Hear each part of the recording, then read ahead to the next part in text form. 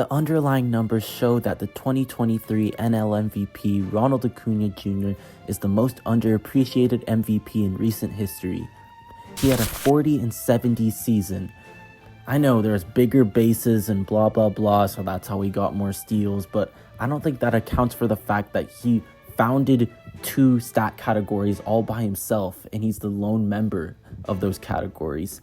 I also think it doesn't account for the fact that he was 20 stolen bases ahead of the next stolen bases leader. I know Acuna's not Ohtani, which is the unicorn of the MLB, but he's pretty dang special. Most home runs in a 70-plus stolen bases season. We have 2 Rickey Henderson seasons here, and the light blue bars represent stolen bases, while the dark blue represents homers.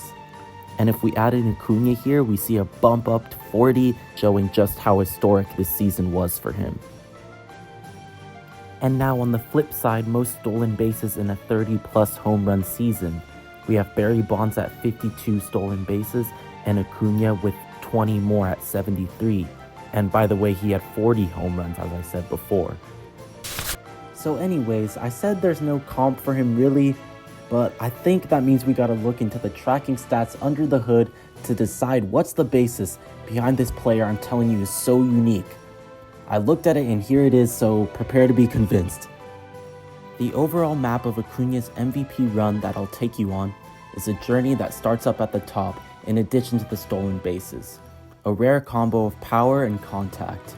The next layer of depth, which we'll go into, covers how his hitting prowess can be broken down into barrels and plate discipline. And at the base level, it all comes down to his bat path, launch angles, and pitch recognition. No worries if this is a lot, I'll show you it a couple more times as we go through it. For example, check out this laser he sends into center field that seems like it exits the park in a millisecond, although this is probably the worst pitch of all time, to be honest. An 80-mile-per-hour fastball down the middle to an MVP. But this shows all the elements of his MVP caliber performance that we will dive into. Pitch recognition, barrel, low launch angle, easy as that.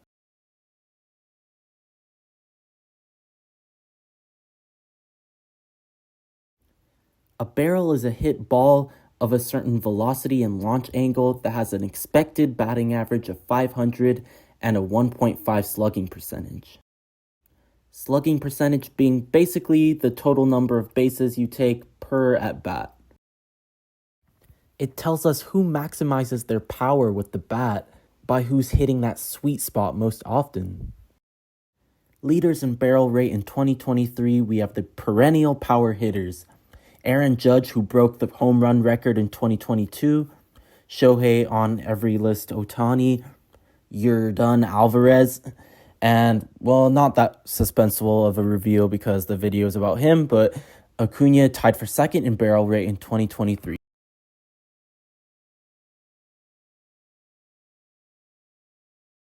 And the aspect that we're going to focus on as far as why this is special is that his swing isn't designed for power. These other guys, they clearly are, but Acuna's swing is designed to get him on base. And with that, we move a level down in our analytical map, focusing on launch angle and how that influences his barrel rate and his overall MVP caliber season.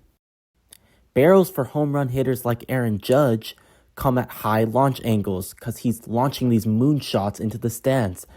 But for Acuna, his barrels are at a low launch angle, lots of line drives, and he still hit 40 home runs. Pairing this flat bat path and this low of an average launch angle is unprecedented in modern baseball. Given the amount of balls Acuna is barreling up, this allows him to both rival Judge's power while also maintaining a batting average and on-base percentage at the top of the league. Instead of that junky baseball animation, let's look at some highlights while listening to this overly cinematic music. This is a 4-hit game he had in 2023.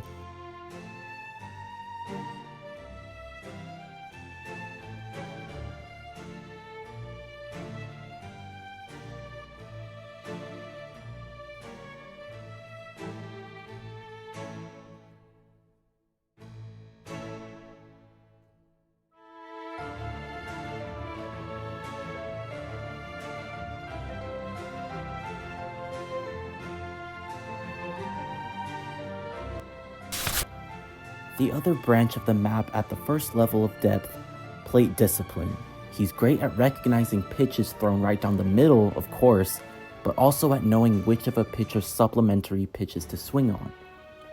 Who has the best batting average against specific pitch types in 2023?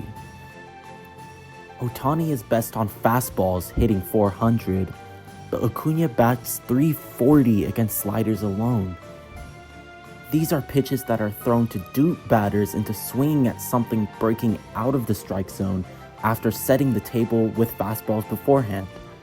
If he's hitting this well against the nastiest stuff these guys have to offer, how are they going to win against him? This is his 39th home run here.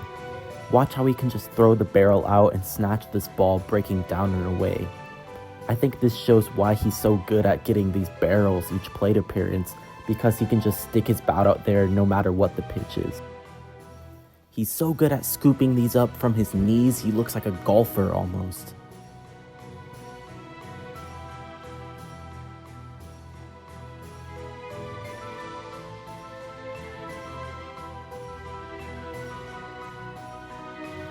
This is a heat map against sliders only. Look at the bottom right corner of this strike zone. He's hitting basically 400 against them. There's no pitch that he doesn't see well. Run value is another way we can measure plate discipline. Run value sounds intimidating and jargony at first, but here's what it is. Each situation of balls, strikes, or outs has an average number of runs scored from that said situation.